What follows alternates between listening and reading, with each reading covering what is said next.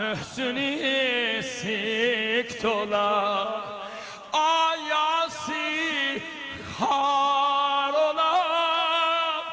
kalbine kan dola hamle-i şanide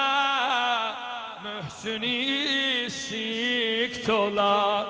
kardeşsiz aynene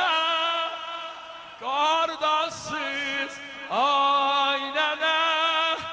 çaresiz zannene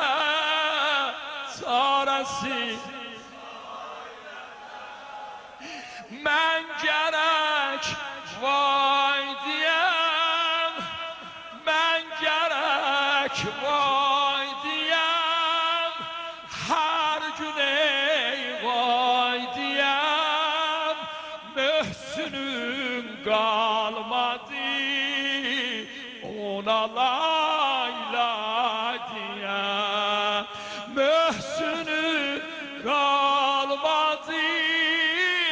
ona layla diyem ona layla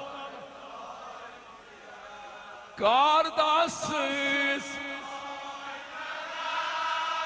kardeşsiz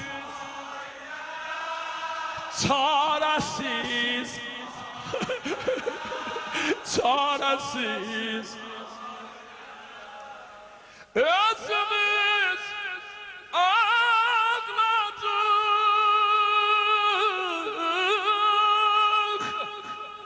özümüz ağladık yasını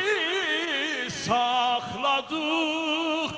gelenin olmadı gelenin olmadı kapıları bağladık kapıları kardeşsiz kardeşsiz